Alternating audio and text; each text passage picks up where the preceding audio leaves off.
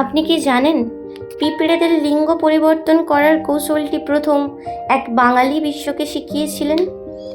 জঙ্গল আর বাগান ছিল তার ল্যাবরেটরি, যেখানে তিনি খুঁজে পেয়েছিলেন প্রকৃতির সবচেয়ে গূঢ় রহস্যটি। এটি কেবল পোকামাকড়ের গল্প নয়, এটি হলো এক বাঙালির মেধার একাকী লড়াইয়ের সচিত্র ইতিহাস। নমস্কার, আমি Sumi and welcome to my channel Itihas look with Sumi. 1930-এর দশকের এক নিস্তব্ধ দুপুর, পূর্ববঙ্গের লনসিং গ্রামের এক জীর্ণ বাগানে মাটির ওপর উবু হয়ে বসে আছেন এক তরুণ। তার পরনে অতি সাধারণ ধুতি, কপালে বিন্দু বিন্দু ঘাম। সামনে এক সারি পিঁপড়ে চলেছে এক অদ্ভুত শৃঙ্খলায়। সাধারণ মানুষরা দেখেও দেখেন না, সেই তরুণ সেখানে খুঁজে পাচ্ছেন এক মহাজাগতিক গণিত। তিনি গোপালচন্দ্র ভট্টাচার্য। কোনো বড় বিশ্ববিদ্যালয়ের ডিগ্রি তার ছিল না কোনো রাজকীয় গবেষণাগার। তার সম্বল ছিল কেবল এক অটল ধৈর্য আর এক জোড়া স্বাধীন চোখ। ল্যাবরেটরির স্টেজ টিউবের বদলে তার সামনে ছিল বাংলার সোঁদা মাটির গন্ধ আর ঝিঁ ঝিঁ পোকার ডাক। সেই নিভৃত গ্রাম থেকেই শুরু হয়েছিল এক মহাকাব্যিক বৈজ্ঞানিক যাত্রা। গোপালচন্দ্রের জীবন ছিল এক চরম সংগ্রামের কাহিনী। অতি দরিদ্রের মধ্যে বড় হওয়া এই মানুষটি পড়াশোনা শেষে একটি সাধারণ স্কুলে শিক্ষকতা শুরু করেছিলেন, কিন্তু তার মন পড়ে থাকত প্রকৃতির অলিগলিতে। একবার জোনাকির আলো নিয়ে তার একটি প্রবন্ধ নজরে আসে আচার্য জগদীশচন্দ্র বসুর। আচার্য বুঝতে পেরেছিলেন এই যুবকের ভেতর এক বিরল পর্যবেক্ষণ ক্ষমতা লুকিয়ে আছে। তিনি গোপালচন্দ্রকে আমন্ত্রণ জানালেন কলকাতার বসু বিজ্ঞান মন্দিরে। সেই থেকে শুরু হলো এক নতুন অধ্যায়।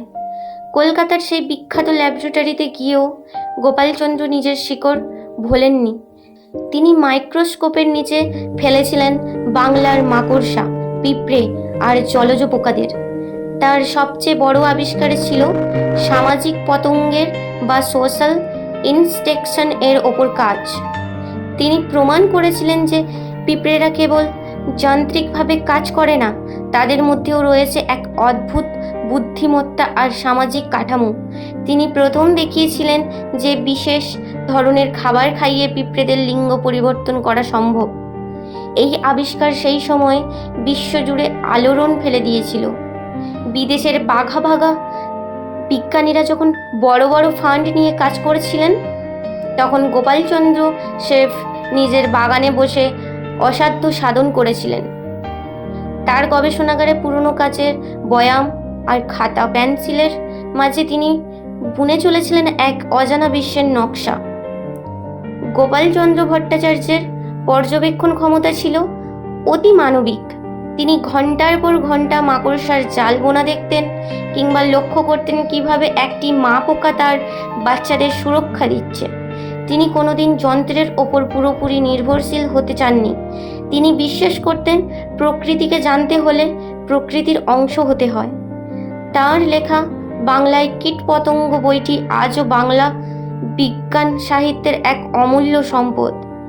তিনি চেয়েছিলেন বিজ্ঞান কেবল পণ্ডিতদের ঘরে সম্পত্তি না হয়ে সাধারণ মানুষের নাগালে আসুক।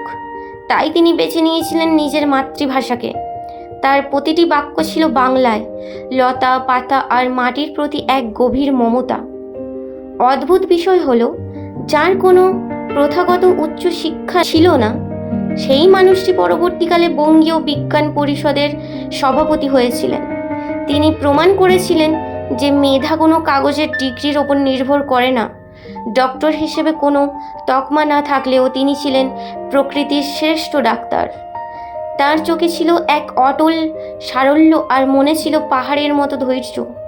কলকাতার আর্দ্র, গরম আর গুমোট দিনগুলিতেও তিনি ক্লান্ত হননি। তার ঘরে সব সময় এক অদ্ভুত বুনো গন্ধ থাকত, যা মনে করিয়ে দিত তিনি আসলে প্রকৃতিরই এক সন্তান। তিনি ছিলেন এক নিঃশব্দ বিপ্লবী, যার অস্ত্র ছিল এক ছোট্ট ম্যাগনিফাইং গ্লাস। গোপালচন্দ্র ভট্টাচার্য 1981 সালে শেষ নিঃশ্বাস ত্যাগ করেন। মৃত্যুর ঠিক কিছুদিন আগে কলকাতা বিশ্ববিদ্যালয় তাকে সাম্মানিক ডিএসসি উপাধিতে ভূষিত করে। এটি ছিল এক প্রতিভার দেরিতে আসা স্বীকৃতি, কিন্তু তিনি কোনোদিন স্বীকৃতির জন্য লালায়িত ছিলেন না। আজ যখন আমরা আধুনিক জীববিজ্ঞানের কথা বলি, তখন যেন ভুলে না যাই সেই মানুষটিকে, যিনি খালি পায়ে বাংলার বনে জঙ্গলে ঘুরে বিশ্বজয়ের রসদ সংগ্রহ করেছিলেন। তিনি আমাদের শিখিয়েছিলেন যে বীরত্ব কেবল রণাঙ্গনে থাকে না, বীরত্ব থাকে এক ছোট্ট পতঙ্গের জীবনকে সম্মান দেওয়ার মধ্যেও। ভারতের এই সিভিল হিরো আজও প্রতিটি বাঙালির মনে এক পরম শ্রদ্ধা আর আত্মবিশ্বাসের জন্ম দেন। গোপালচন্দ্রের প্রতিটি পদচিহ্ন আজও আমাদের মনে করিয়ে দেয় যে সম্পদ না থাকলেও সদিচ্ছা থাকলে বিশ্বজয় করা সম্ভব। তিনি ছিলেন সেই বিরল প্রতিভাধর ভারতীয়, যার মেধার কাজে নতি স্বীকার করেছিল বিদেশের বিজ্ঞান সমাজ। আজ যখন কোনো শিশু একটি পিঁপড়ের শাড়ি দেখে অবাক হয়, তখন গোপালচন্দ্র ভট্টাচার্যের আত্মা হাসি মুখে আশীর্বাদ জানায়। তিনি ছিলেন আমাদের ইতিহাসের সেই ধুলোমাখা রত্ন, যার ঔজ্জ্বল্য কোনো দিন ম্লান হওয়ার নয়। তার কাহিনী শুনলে আজও প্রতিটি ভারতীয় বুক গর্বে ভরে ওঠে যে এই বাংলার মাটিতেই জন্ম নিয়েছিল এমন এক অনন্য মেধা। প্রকৃতির সেই নীরব সাধক আজও আমাদের অনুপ্রেরণার এক অনন্ত উৎস হয়ে আছেন। ভিডিওটি ভালো লাগলে অবশ্যই লাইক করুন, বন্ধুদের সাথে শেয়ার করুন, আর এমন অনুপ্রেরণাময় গল্প পেতে চ্যানেলটি সাবস্ক্রাইব করতে ভুলবেন না। ধন্যবাদ। আবার দেখা হবে নতুন একটি গল্প নিয়ে।